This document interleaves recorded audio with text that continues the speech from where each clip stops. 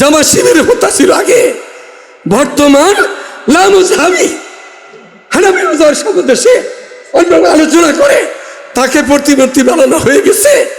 আমি অনুরোধ করব, আমরা আহলে সুন্নাত ওয়াল জামাত হানাফি মাযহাবের লোক, সরকার হানাফি, সব হানাফি আমরা। আমাদের জৈনদল সরকার বাহাদুর একজন ভালো আলেম হানাফি মাযহাবের আমাদেরকে উপহার দেয়, উনাকে ওনার অনুমোদিত দিয়ে দেব। গত রাতের থেকে আমার কাছে 4-5 দিন ধরে এই রাত 4-5টা টেলিফোন আসছে ওনার পক্ষ থেকে।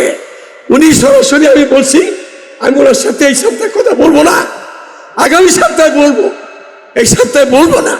এই রাত্রে 4 জায়গায় ফোন আসছে আমার কাছে।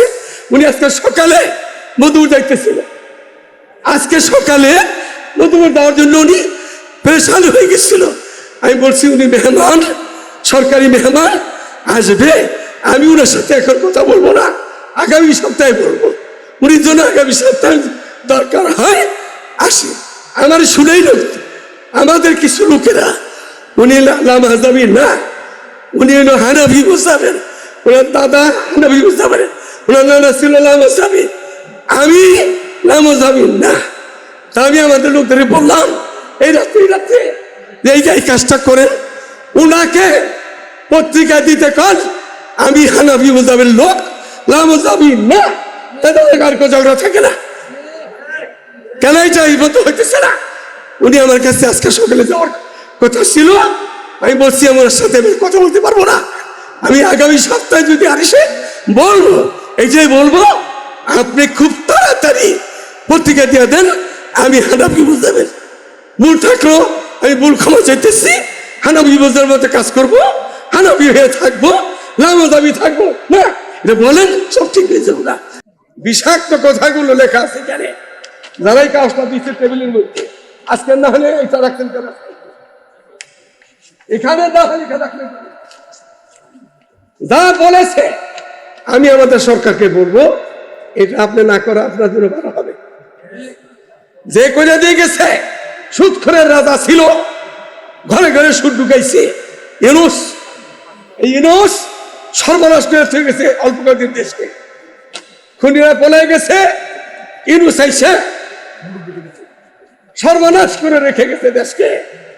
আমি বর্তমান প্রধানমন্ত্রীকে বলবো এই আইনগুলি বানানো আপনার বিবেকও দিবে না। আপনার বিবেককে জিজ্ঞাসা করলো এদেশে পাশ করলো, আপনি করবেন না। কার কোথায় এগুলো করতে যাইতেছেন? তারা কারা? তারা কি মুসলমানের মধ্যে, হিন্দুদের মধ্যে কোনো পুরুষ হত্যার কথা স্বীকার করে না।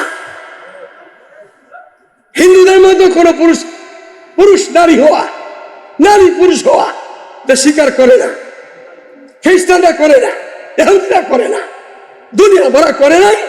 আপনার দেশে কাজটা করেন না, ভালো হবে। দ্বিতীয় কথা হইল হেজুত্তমের মাসালা নিয়ে কথাবার্তা চলতেছিল এখানে। এবারে কাদিরীদের মাসালা ইয়া অলবুরি সব সুন্দর কথাবার্তা বলছেন। ইমান এবং আকীদা, এই বিশ্বাস নিয়ে কথা বলছেন। আমি সংক্ষিপ্ত কথা বলবো। সাহাবায়ে কেরাম রাদিয়াল্লাহু তাআলা আনহুম মেয়ের হকের মাপকাঠি, যারা মানে না তারাই ভণ্ড, প্রতারিত।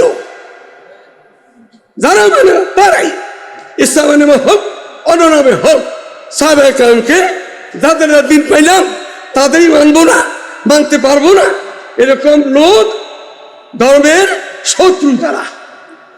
এরপরে দ্বিতীয় কথা হইল এই যে জামাত ইসলাম শব্দ বলেন, ইসলামের কাজ কোনোদিন করে নাই। ইলেকশনের আগে বলছে রোজা পূজা সমান, বলে নাই? রোজার পূজা সমান বলে নাই? এই যে তোমার মন্দির ভেঙে দেওয়া হইল খুনি শাসনের সময় ঢাকা থেকে, সেই মন্দির উঠতেছে গাইবান্ধাতে, ওখানে মন্ত্রী নাই, মুসলমান নাই, তারা কেন চুপচাপ সেখানে? এই মন্দির করার জন্য কি বাংলাদেশ আলেম ওলামার দেশ, পীর দেশের দেশ, মুর্শিদ বাদশার দেশ, ওয়াইজিদের দেশ, মন্দিরের দেশ? এটা কেন মন্দির হইতেছে সেখানে? আজ মতো কথাবার্তা শুনতেছে না। এখন এই জমাতিরা যে আছে বাংলাদেশের মধ্যে, সাহেবের জামাত না, আমাদের বড়রা সবাই বলছে, বলে নাই?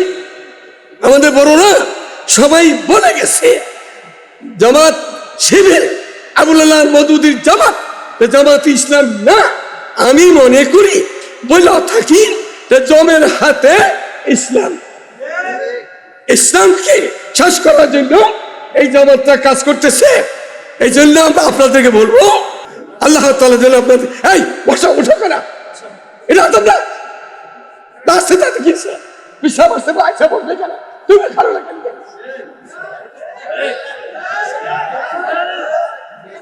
আমি করতেছি কেন? যাই হোক মেরে দোস্ত, আমি বলবো পিসাব আসছেন আলহামদুলিল্লাহ, ভালো কথা। তোমরা খালি বাকি লিখা দিদি কথা সামনে পিসাব করো না।